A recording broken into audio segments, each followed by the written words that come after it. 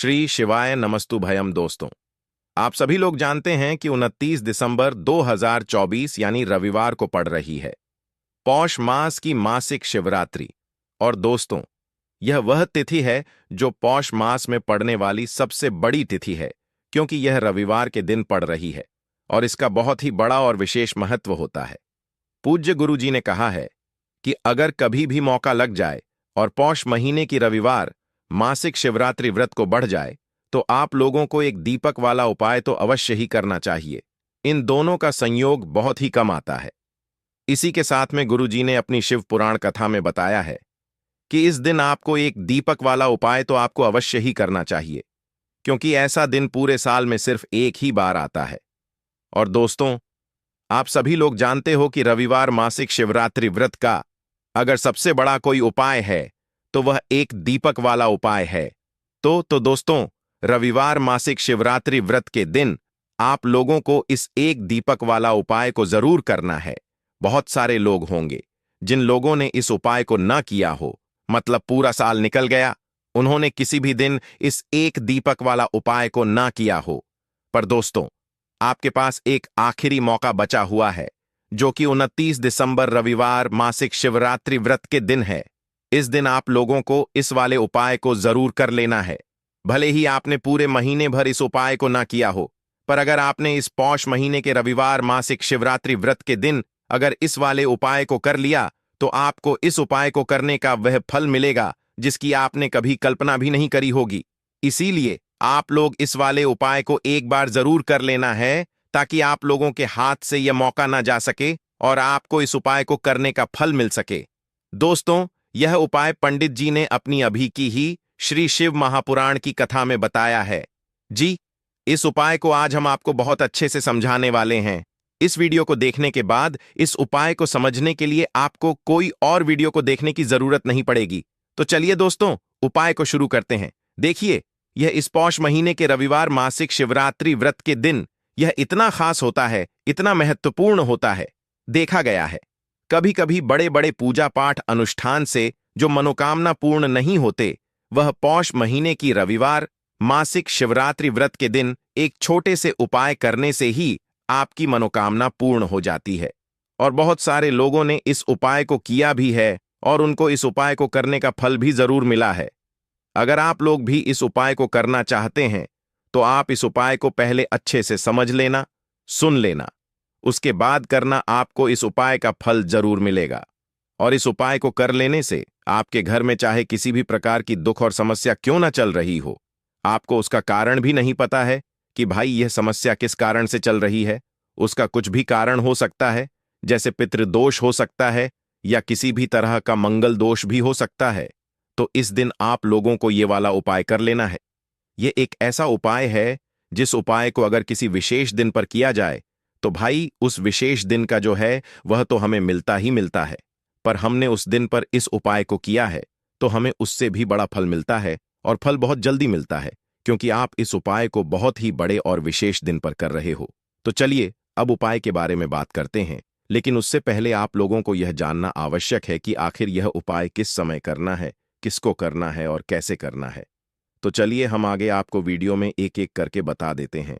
लेकिन उससे पहले अगर आप लोग हमारे चैनल पर पहली बार आए हैं या फिर मेरी आवाज़ आज पहली बार सुन रहे हैं तो हमारे चैनल को सब्सक्राइब जरूर कर लेना और इस वीडियो को लाइक करके कमेंट बॉक्स में श्री शिवाय नमस्तुभ्यम ओम नमः शिवाय जरूर टाइप कर देना। तो दोस्तों, इस एक दीपक वाला उपाय को हमें इस रविवार मासिक शिवरात्रि व्रत के दिन कैसे करना है, किसको करना है, किस समय करना है और कहां पर करना है, यह सारे सवालों के जवाब आपको इस वीडियो में मिल जाएंगे। और जो यह वीडियो देखेगा भाई उसको एक दीपक वाला उपाय जरूर करना चाहिए, क्योंकि इस दिन एक दीपक वाला उपाय का भी बहुत ही बड़ा और विशेष महत्व होता है। और जब बात आ जाए एक दीपक वाला उपाय की तो यह सोने पर सुहागा वाली बात हो जाती है और यह एक बहुत ही बड़ा उपाय हो जाता है इस रविवार मासिक शिवरात्रि व्रत का।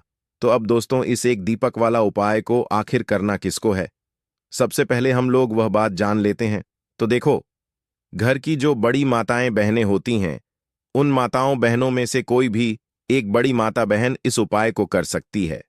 और दोस्तों, अगर आप चाहे तो अपने घर में से सभी सदस्यों को भी इस उपाय को करवा सकते हैं। अगर किसी व्यक्ति की खुद की कोई मनोकामना है, खुद की कोई दुख और परेशानी है जो कि वह अपने लिए ही करना चाहता है, इस वाले उपाय को तो वह खुद अपने लिए भी कर सकता है। बाकी अगर कोई घर में से ऐसा है जो कि अपने पूरे घर परिवार की सुख और शांति के लिए यह वाला उपाय करना चाहता है, तो भाई वह भी कर सकता है। उसमें भी कोई दिक्कत वाली बात नहीं है। कहने का मतलब यह है कि इस उपाय को हर एक सदस्य भी कर सकता है और पूरे घर परिवार के सदस्य के लिए घर की बड़ी माताओं बहनों में से कोई एक माता बहन भी कर सकती है। माताएं बहनें अगर घर में उपस्थित ना हो या वह यह वाला उपाय ना कर पा रही हो, तो फिर घर का कोई बड़ा सदस्य भी इस एक दीपक वाला उपाय को कर सकता है, चाहे फिर वह पुरुष ही क्यों ना हो। उसमें कोई भी दिक्कत वाली बात नहीं है। उसके बाद में दोस्तों, जो अगला प्रश्न निकल कर आता है वह यह आता है इस उपाय को लेकर कि आखिर इस उपाय को हमें किस समय करना है, सुबह के समय करना है कि शाम के समय करना है। तो देखो, इस वाले उपाय को आप लोग सुबह के समय भी कर सकते हो और शाम के समय प्रदोष काल में भी कर सकते हो। अब अगर आप पूछो कि भाई सबसे उत्तम समय कौन सा रहेगा इस एक दीपक वाला उपाय को करने का, तो हम आपसे बस यही कहेंगे कि इस उपाय को आप सुबह के समय करेंगे तो ज्यादा बेहतर होगा। बाकी अगर प्रदोष काल शाम के समय भी करेंगे तो भी अच्छा होगा, उसमें कोई भी दिक्कत वाली बात नहीं है। तो अब दोस्तों, जो अगली सबसे बड़ी और महत्वपूर्ण बात आती है वह यह आती है कि सुबह अगर हम उपाय को करेंगे तो हमें कितने बजे से लेकर कितने बजे तक के बीच में करना है, और शाम के समय प्रदोष काल में करेंगे तो हमें कितने बजे से लेकर कितने बजे के बीच में करना है। तो देखो, सुबह जितनी जल्दी हो सके आप उपाय को करने की कोशिश करना। बाकी अगर किसी कारणवश लेट भी हो जाओ, थोड़ी देर भी हो जाए, तो 10 या 11 बजे तक भी आप उपाय कर लेना, पर 12 बजे से ज्यादा देरी ना हो। ठीक है, इस बात का ध्यान रखना। उसके बाद में दोस्तों, अगर शाम के समय प्रदोष काल की बात करें, प्रदोष काल का जो समय होता है वह शाम के 6 बजे से शुरू हो जाता है। मतलब शाम के 6 बजे से लेकर 7 बजे के बीच का जो समय होता है, यह समय प्रदोष काल का समय होता है। तो आप इस उपाय को 7 या 8 बजे के बीच में भी कर सकते हो। मतलब शाम के 6 बजे से रात 8 बजे के बीच में आप कभी भी इस वाले उपाय को कर सकते हो, उसमें कोई भी दिक्कत वाली बात नहीं है। देखिए, आज के इस पूरे वीडियो में हम एक महा उपायों के बारे में जानेंगे जो कि आपकी अलग अलग मनोकामना की पूर्ति के लिए होने वाले हैं। देखिए, इन उपायों के माध्यम से आपके जीवन में जो धन से जुड़ी समस्या है वह सभी दूर होगी। नौकरी प्राप्ति में यदि आपको समस्या आ रही है, व्याप अच्छे से नहीं चल पा रहा है, और साथ ही साथ जीवन की समस्त समस्याओं को दूर करने के लिए आपको यह चमत्कारी उपाय करने हैं। चलिए दोस्तों, जान लेते हैं। पहले महा उपाय के बारे में देखिए दोस्तों, यदि आपकी ऐसी कोई भी मनोकामना जो परिपूर्ण नहीं हो पा रही है, आप उपाय कर करके थक चुके हैं, लेकिन आपको ऐसा लगने लगा है कि महादेव आपकी सुन ही नहीं रहे हैं, या फिर आपके घर में धन को लेकर बहुत ही अधिक समस्या है, और यदि आप चाहते हैं कि घर में हमेशा सुख समृद्धि बनी रहे, देखिए दोस्तों, इस उपाय को करने के लिए सबसे पहले तो आपको एक पीपल का पत्ता लेना होगा। देखिए, शिवरात्रि का दिन है तो आप इस दिन पीपल का पत्ता पीपल के वृक्ष से तोड़ सकते हैं, और साथ ही साथ रविवार के दिन और साथ ही साथ मासिक शिवरात्रि के इस महासहयोग में यदि आप इस उपाय को करते हैं तो इस उपाय का आपको 4 गुना फल प्राप्त होने वाला है। तो सबसे पहले तो आपको एक पीपल का पत्ता लेना है, इसी के साथ में आपको मात्र थोड़ा सा शहद लेना है, इसी के साथ में आपको 7 यानी कि 7 अक्षत के दाने लेना है जो कहीं से भी टूटे हुए खंडित नहीं होने चाहिए। इसी के साथ में आपको लेने होंगे एक चुटकी काले तिल। काले तिल आप 11 भी ले सकते हैं, 21 भी ले सकते हैं, 51 भी ले सकते हैं, जितने भी आपके पास हैं उतने ले सकते हैं। देखिए दोस्तों, आपके पास जो पीपल का पत्ता है, सबसे पहले तो उस पीपल के पत्ते पर आपको शहद की 7 बिंदियां लगानी है। देखिए, गुरुजी ने यहां पर एक विशेष जानकारी दी है कि जब भी आप यह 7 बिंदियां लगाएंगे तो आपको अपनी जो भी विशेष मनोकामना है उसे मन में सोचते रहना है। अब दोस्तों, आपके पास जो 7 चावल के दाने हैं उन्हें आपको उसी पीपल के पत्ते के ऊपर रख देना है। देखिए दोस्तों, जब आप 7 चावल के दाने पीपल के पत्ते पर रखेंगे तो आपको अपना नाम और अपनी गोत्र को मन में बोलना है। अब इसी पीपल के पत्ते के ऊपर आपके पास जो एक छुटकी काले तिल हैं, उसे भी आपको रख देना है। अब दोस्तों, इस पीपल के पत्ते को दोनों हाथों में रख करके आपका जो पूरा घर के प्रत्येक कोने में, प्रत्येक कमरे में इस पीपल के पत्ते को लेकर के आपको घूम जाना है। केवल बाथरूम और शौचालय को छोड़कर के सभी कमरे में घूम जाना है आपको लगातार। ओम नमः शिवाय या फिर श्री शिवाय नमस्तुभयम इस मंत्र का जाप करते रहना है। अब दोस्तों, इस पीपल के पत्ते को लेकर के सीधे आपको पहुंच जाना है किसी भी बहते हुए जल में, सरोवर के पास। वहां पर आपको अपना नाम और अपनी गोत्र को बोलते हुए और अपनी जो विशेष मनोकामना है उसे बोलते हुए इस पीपल के पत्ते को आपको जल में प्रवाहित कर देना है। देखिए दोस्तों, गुरुदेव ने बताया है कि यदि आपके घर के आसपास कोई भी नदी, तालाब, सरोवर नहीं है तो इस पीपल के पत्ते को आप पीपल के वृक्ष के नीचे या फिर बेलपत्र के वृक्ष के नीचे भी रख करके आ सकते हैं। वहां पर भी आपको अपना नाम और अपनी गोत्र को बोलना है और अपनी मनोकामना को बोलते हुए वापस आपको अपने घर आ जाना है। गुरुजी ने बताया है कि जो भी व्यक्ति 29 दिसंबर पौष मास की रविवार शिव चतुर्दशी पर इस उपाय को कर लेता है, उसकी सारी कामनाएं स्वयं हमारे महादेव परिपूर्ण करते हैं। अब दोस्तों, हम जान लेते हैं दूसरे विशेष उपाय के बारे में। देखिए, इस उपाय के माध्यम से आपके घर में सुख, शांति, समृद्धि और धन संपदा हमें बढ़ती रहेगी। आपका जो दुर्भाग्य है वह दूर होगा। माता लक्ष्मी हमेशा आपसे प्रसन्न रहेगी। देखिए, इस उपाय के लिए आपको एक दीपक लेने हैं। देखिए, पहला जो दीपक है वह आपको गोल बाती वाला दीपक लेना है और इस दीपक के अंदर आपको गौ माता का शुद्ध देसी घी डालना है और जो अन्य 2 दीपक हैं वह आपको लंबी बाती के तैयार करने हैं और इन दोनों दीपक के अंदर भी आपको गौ माता का शुद्ध घी प्रयोग करना है। तो एक दीपक आपको गोल बाती का तैयार करना है, 2 दीपक आपको लंबी बाती के तैयार करने हैं। देखिए, गुरुदेव ने एक विशेष जानकारी दी है कि यदि जो आप लंबी बाती के 2 दीपक हैं उन्हें आटे के बनाते हैं तो इसका फल आपको 6 गुना प्राप्त होता है। अगर आप आटे का दीपक नहीं बना सकते हैं तो मिट्टी के दीपक ले सकते हैं, लेकिन गुरुजी ने बताया है कि आ का दीपक बनाएंगे तो आपको इसका 4 गुना फल प्राप्त होगा।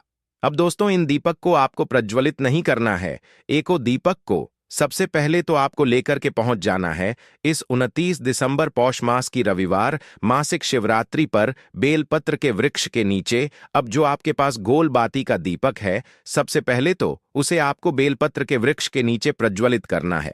दीपक के नीचे आपको आसन के रूप में चावल के दाने रख देना है। तो पहला गोल बाती का दीपक आपको बेलपत्र के वृक्ष के नीचे प्रज्वलित करना है। अब जो 2 दीपक बचे हुए हैं उन्हें आपको अपने घर पर लेकर के आना है।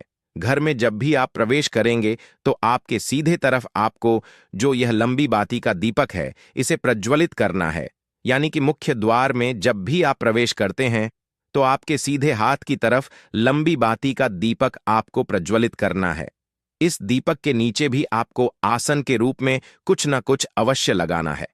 और तीसरा, जो लंबी बाती का दीपक है उसे आपको अपने घर के मंदिर में माता लक्ष्मी के सामने प्रज्वलित कर देना है। ध्यान रखना, दीपक की जो बत्ती है उसका मुख आपको उत्तर दिशा की तरफ रखना है।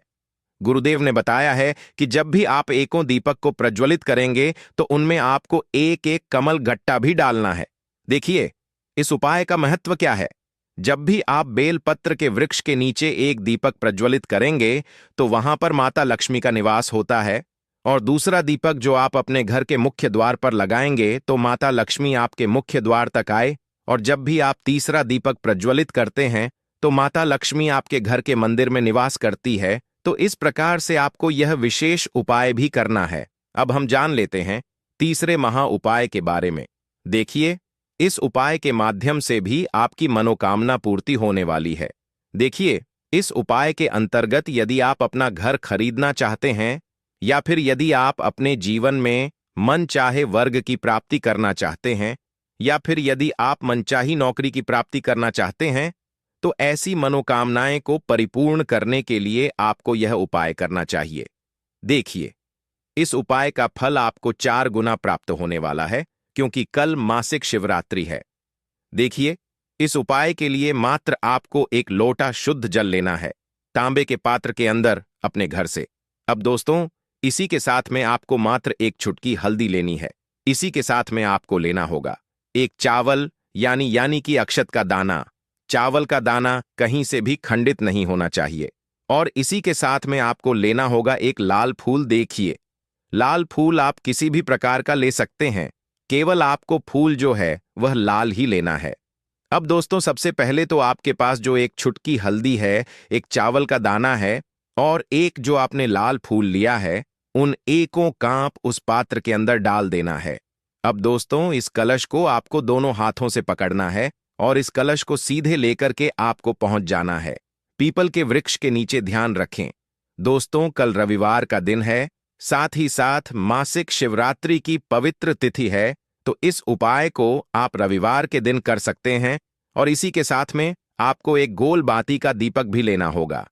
देखिए दोस्तों, सबसे पहले तो आपके पास जो एक लौटा शुद्ध जल है, इसे आपको पीपल के वृक्ष की जड़ में धीरे धीरे समर्पित कर देना है, हरिहर महादेव का मन में स्मरण करते हुए।